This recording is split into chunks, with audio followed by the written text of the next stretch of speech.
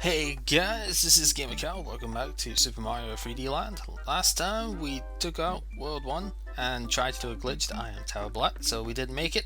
This time we're going to take on World 2. Now this game doesn't really have themed worlds so much. There's not really too much of an overarching thing to any of this. So don't expect there to be the usual like grassland, desert, etc, etc. There are some things to do with that, but not too many. Anyway, we already have ourselves the first star coin coming down. Toad has kind of nicely decided to put it up the top there for us. So let's just go ahead and go towards that. Also get ourselves a Tanuki right from the start, which is good. And enemy projectiles can interact with other enemies, which is pretty cool. So the fire piranha there you obviously spotted was able to handle the Goomba no problem. And we'll get ourselves a start here. It's kind of what I was looking for. In this game they like using the whole like cardboard cutout things to try and make it, make you question which enemies are actually real here, which is kind of cool. I guess the star would have been best used to try and handle the Goomba stack there. Would have actually gotten an extra life off it, but whatever. There is not a thing down there, though that would have been really cool. There is a thing up there, however, but we are not going to go there just yet because we have a P-switch to hit. And that will get us some notes, which is another thing from the Mario Galaxy series, where you end up getting musical notes, get the thing played, and it's kind of fun. So, what have we got down here? Absolutely nothing. I don't know quite what the point of that little trail was there then, but whatever. We'll kill that Power Goomba. There's another trail down there which leads for a star coin, and that is kind of neat. Just don't fall off the side there, because that could work very, very much against you if, well, I mean, you would die, obviously, so don't do that. Sometimes you do get Tanuki leaves and stuff off of these enemies, which is pretty great. Is there anything here, actually? This would have been a really cool spot to hide something, but apparently not. If you want to get some extra height from these, then you can ground pound them, and it works quite nicely. I don't remember if there's any... where's the... Oh, we actually missed a star coin. Oh, whatever, we'll come back in and get it in a sec. So, this is sort of demonstration here of some different switch-based stuff. So these switches, you basically make block platforms appear, and it's neat. They get used a lot more, not competently is the wrong word, but they get used in much more difficult stuff later, as you would expect. But it's an introduction to the mechanic, it works quite nicely. I haven't really said anything about the coin gaining at the end of the levels yet. For every 10 seconds you have left on your clock, you will gain 1 coin.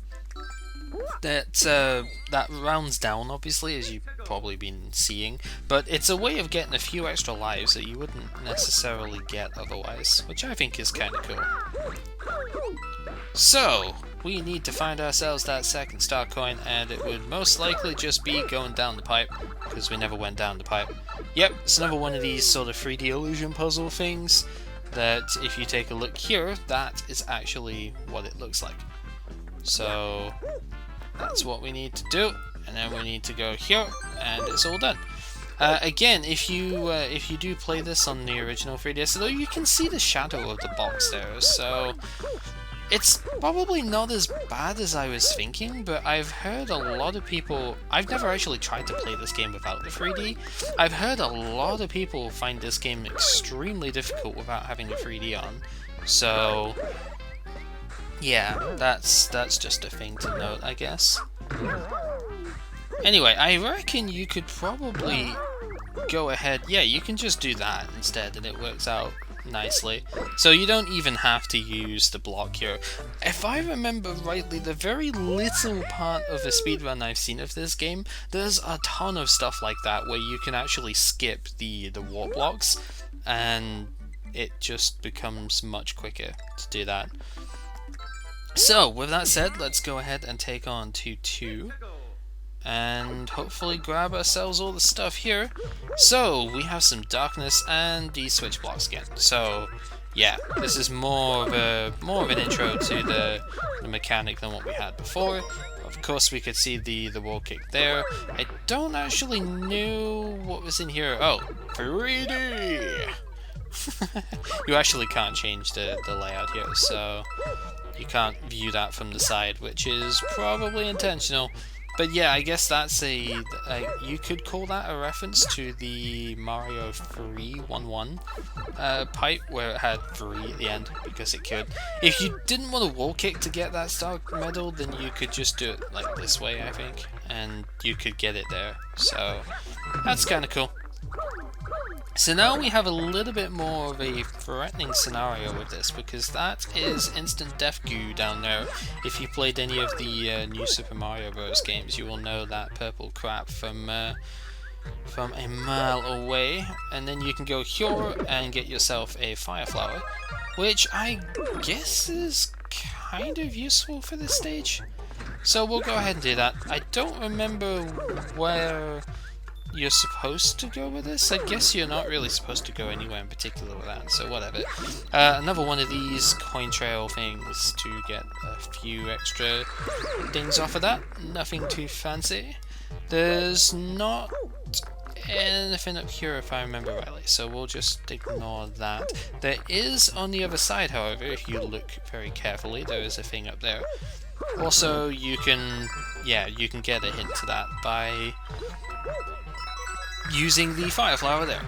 So yeah, don't know where I was going with that, but whatever. On to the second half here. You just need to make this platform appear. Obviously don't jump into the abyss below. Also do not neglect the fact that the pathway is going to go ahead and wear itself out from underneath you.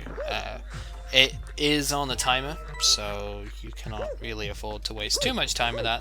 There's nothing at the top there, so we'll just keep on going. I might have missed the third star coin. No, I haven't, because it's down here.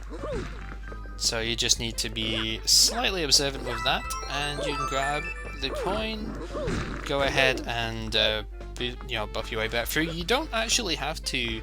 You might have to just not be Small Mario in order to get that. I don't remember.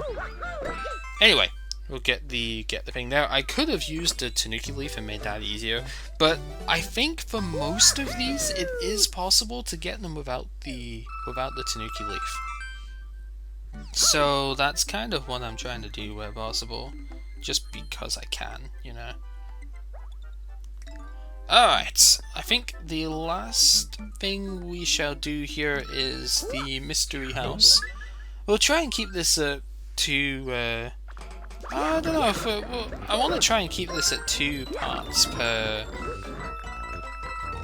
world, but that might not be the best idea in the end. I don't know. We'll see. Because there are 3 stages left in this world.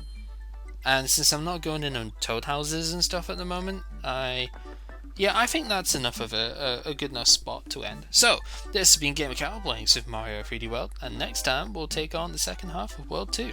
Till then, take care.